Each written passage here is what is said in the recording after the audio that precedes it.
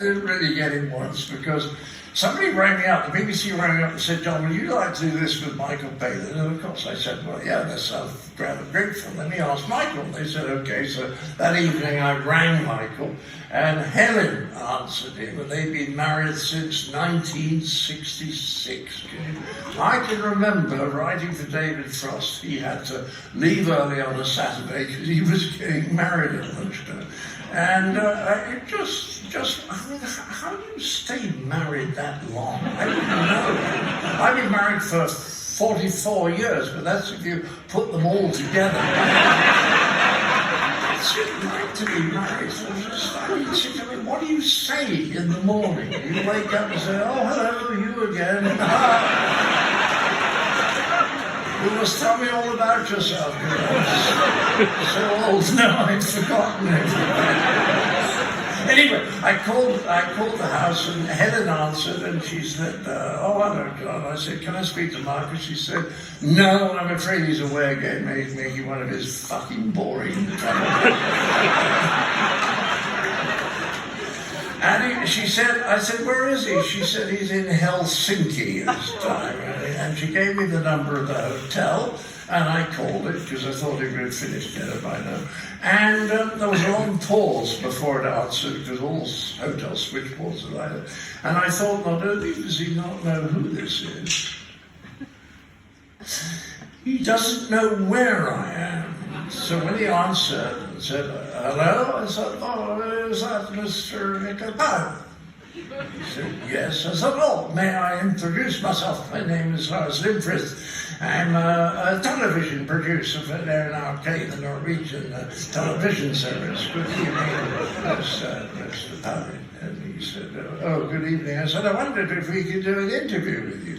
And he said, oh, no, I'm afraid I'm off first thing in the morning. And I said, no, not in the morning. Could we do an interview with you now?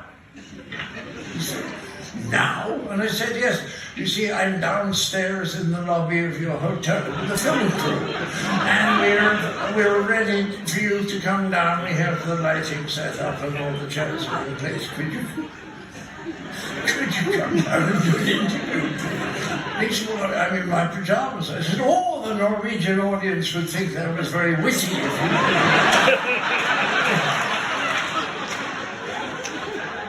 Would you come down, please? He said, no. He says, it's too late. I said, oh, Mr. Palin, please do an interview. It's so important. He said, well, why is it so important? I said, because we're making a tribute to the greatest comedian in the whole world, Mr. John Cleese.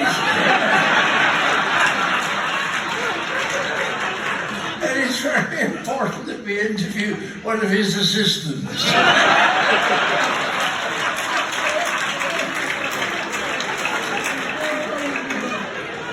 And then I said, Michael, it's me. And he laughed so much he had to call me back.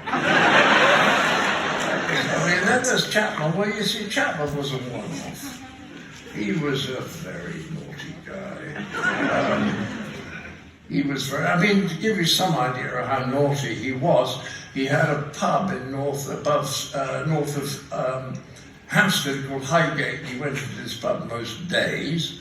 That is when he was an alcoholic for a number of years. And one occasion, somebody who knew in the pub was causing trouble and making himself objectionable. And Graham just got up from his table and went over, picked up his drink, unzipped himself and put his willy into the guy's drink.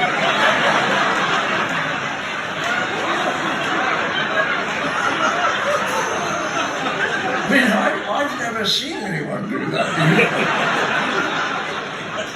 And I'll tell you a very naughty one, but this is very bad taste. You have to forgive me, because it is an appalling taste. It is probably the worst taste joke any of you will ever hear in your lives, but it's not true.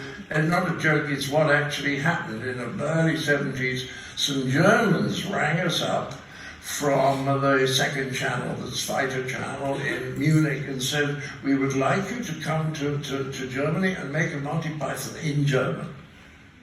And we said, well, that sounds like fun. They said, why don't you, we'd love to have you. Come and spend 2 days this weekend in Munich, and you have a look at all, we show you the locations, and maybe this will give you ideas for the sketches. And we thought, this is wonderful. And it happened. A lovely man called Alfred Biolek organized it. So he said, come and look for locations, and then you go away and write the script. So we arrived, and they'd hired one of those German brass bands. When we came down the steps of the plane, and it was just lovely. And then they put us in 2 limos, and they drove us to the hotel, and we just thought, oh, this is wonderful. And we got to the hotel, and the guy in charge said, now, if you like to go up to our rooms, please, for a quick wash and brush up. But come down in 10 minutes, please, because now we go to Dachau.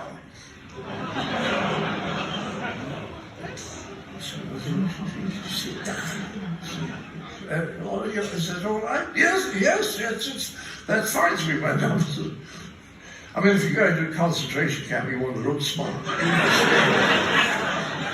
Came down, we got the cars, and we drove to Dachau. That was Dachau, you see, and we sat in the car. And we noticed there was a bit of an argument going on, and then the guy came back and said, I'm so sorry, this is very embarrassing, but today is early closing day here in Dachau. It is not possible for us to take you in. I'm so sorry. And Grand Chapel shouted out, tell them we're Jews.